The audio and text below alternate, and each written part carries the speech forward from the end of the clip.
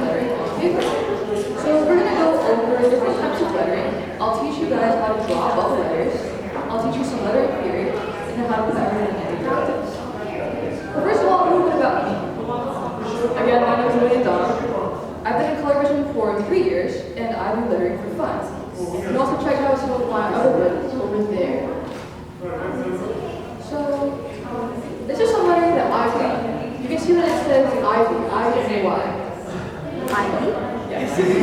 But what is lettering anyway? Well, lettering is the art of drawing text and make it look cool. And here my peeps use these bubble letters, so they look very bubbly, right? But there are a lot of different types of lettering. We'll be looking at a few later. But first of all, why is it important that you guys know about different types of lettering in the first place? Well, I'm going to show you guys the range of you can do with the art club and just how creative you can, because there are a lot of possibilities. So first of all, the first kind of lettering we'll be looking at are tags. So tags are kind of graffiti lettering. Usually they only use 1 to 2 colors, and I don't condone illegal graffiti, but I just like the art form. Anyways, they usually only use 1 to 2 colors, and they're traditionally done with a spray bottle or a marker. If they're done with a marker, they can also be called a hand style.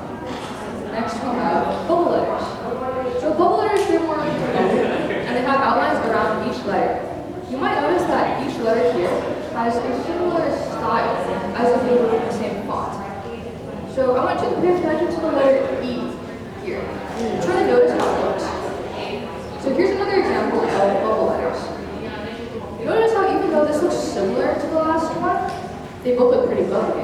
They don't really look like they look the same font, as if you put the E, and it says R-E-S-K. So if you put the E from this, it's from next to the E from the last piece. You probably notice that they have a different feel, and they don't really look like they do together. This is because of the style differences between this piece and the last piece, and we'll talk more about the style difference later. Next we have the lettering. It's the last kind of graffiti lettering we'll talk about today. You might notice that it's actually really hard to read on these guys, but its design characteristics of one style are the interlocking letters and the elements such as the arrows and the lines of it. The wall style also tends to be really detailed. Here's something that might be familiar. It's a Coca-Cola logo, but it's still lettering. So I want to show you guys that lettering is all around you. You can find examples everywhere. And here's another example of just how creative you can get with lettering. So now that you guys have a sense of lettering, I'm going to teach you how to draw bubble letters. For this exercise, you would need paper, pencil, and a marker. So we're going to get into it. So first of all, we want to draw a letter in the simplest form possible.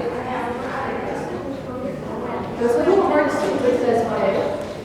And you might notice that all the letters are really straight, which is really important. Next, you want to draw outlines around each separate part of the letter. Just like that. And then you want to outline with just a little marker, and then erase everything, and then erase the pencil. So I want you to pay attention to how in each of the corners, it's pretty sharp, right? And that's created by the rounding lines. Or the curved lines. And it's really important.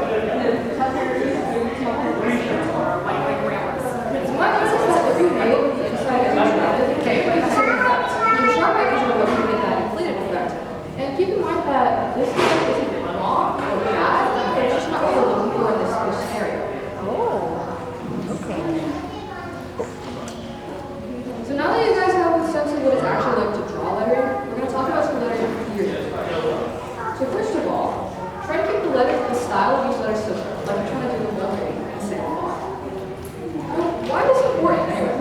Well, if you think back to the Coca-Cola logo, it sort of looks like it's from the same font. And you can imagine that if you took the O from the Coca-Cola logo and replaced it with the O from the Google logo, it would probably look really out of place. And that's not what we want. But what does style mean anyway? Take a closer look at it. Take a closer look at style. It means volume, size, height, and width of each letter. Now there are a lot of different aspects of style, but I would say these are the most important. So now it's time to practice this theory.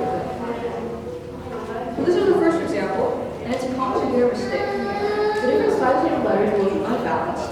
And you want to avoid unbalanced design, which is part of why it's so important to have a consistent style throughout your piece. Now we're going to practice the idea of style with another example. So this is like the same example as before with the graffiti lettering. So I want you to think about this. I want you to notice what is consistent about each letter. So try to notice and describe what the style here is. I'll give you a example.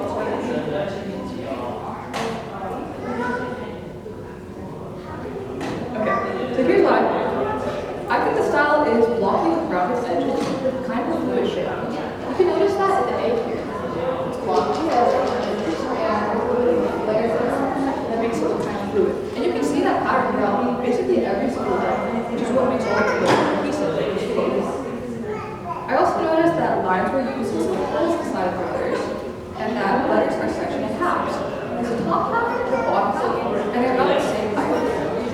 These are the defining factors of this design. Well, now that you understand the theory better, but it's time to play. Tell me more. So here are my recommended steps. I'm going to go ahead. So first of all, I would recommend practicing both letters and trying to copy down letters that you like. This helps you to get a sense of the ways you draw your letters and in different styles. And I'd also recommend experimenting. This is what I find the most fun about lettering.